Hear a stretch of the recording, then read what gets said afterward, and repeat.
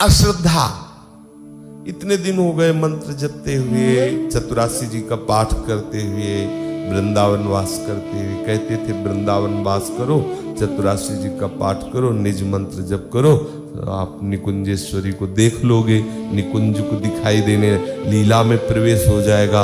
और सामने यहाँ तो कुछ नहीं हुआ। मुझे तो लगता है जैसे मैं पहले आया था वैसे आज भी हूँ।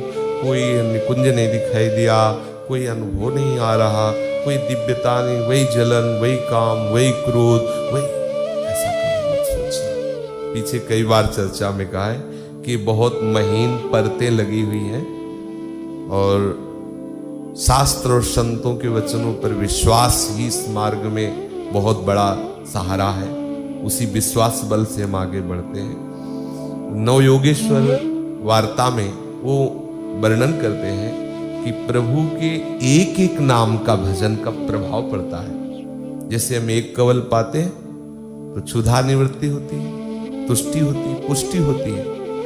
ऐसे ही हम एक बार राधा बोलते हैं, एक बार मंत्र जप करते हैं तो उतना प्रभाव संसार से वैराग्य, स्वरूप का बोध और भगवत चरणारविंद में प्रेम तीनों होते हैं। हमें इस बात पर विश्वास करना चाहिए। तो जो हम मंत्र जप कर रहे हैं, जो हम वृंदावन वास कर रहे हैं, जो हम चतुरासी जी का पाठ कर रहे हैं, भले मुझे अनुभव में नहीं आ रहा लेकिन परिणाम बहुत मंगलमय है, मुझे श्री जी मिलेंगी, ऐसा विश्वास कभी टले ना, कभी अश्रद्धा ना होने पावे। और हो जाती है। लंबी यात्रा है, कभी कभी खान पान गड़बड़ हुआ, कभी कुसंग हो गया तो अश्रद्धा। जब हम अंदर देखते हैं तो आनंद नहीं, जलन बढ़ रही, तो लगता है इस मंत्र में ताकत नहीं है क्या? वृंदावन वास का कोई फल नहीं है क्या? चतुरासी जी के पाठ का फल कहते हैं भवजल निधि को नाव, काम पावक को पानी।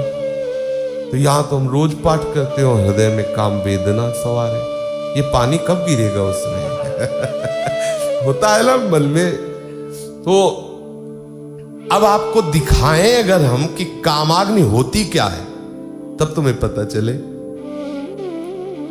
बहुत सुंदर पत्नी है, बहुत बड़ा पदाधिकारी है, बहुत सारी व्यवस्थाएं हैं, नौकर चाकर है, हजारों लोग उसके आगे सलाम करते हैं, सलूट करते हैं, और वो बेचारा दूसरे की पतली की तरफ देख रहा है और उसके परिणाम स्वरूप उसकी पतली उसको पीट रही है, उसको समाज से बहिष्कृत किया जा रहा है।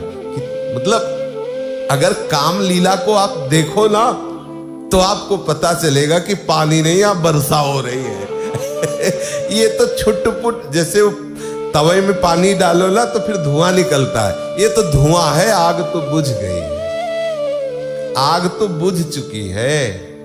कामाग्नि की अगर ज्वाला को देखो तो काम से पीड़ित होकर मां अपने पुत्र की हत्या कर रही है, पुत्र अपने मां की हत्या कर रहा है, पति पत्नी की, पत्नी पति की, के मतलब झांक करके देखो तो आतंक मचाए हुए है ये।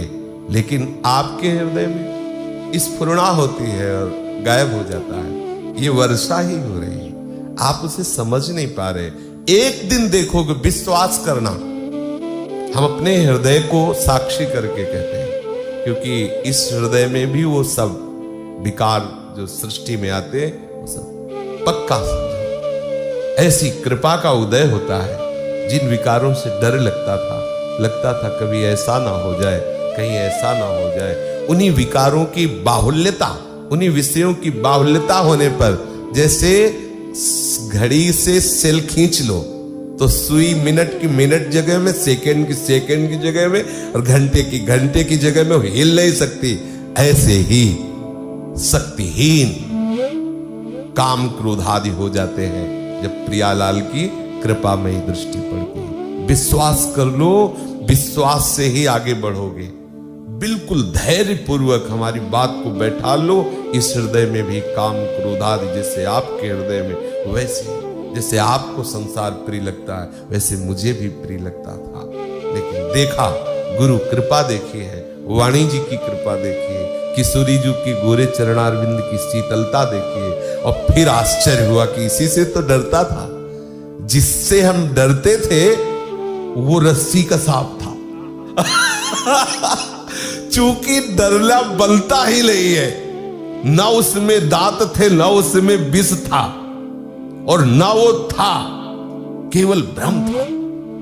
पर जब तक नजदीक नहीं पहुंचा जाता तब तक ये रस्सी का सांप चैन नहीं लेने देता। उसे बहुत जलाता है, बहुत तड़पाता है, बहुत भयावह, बहुत क्लेशदायक है।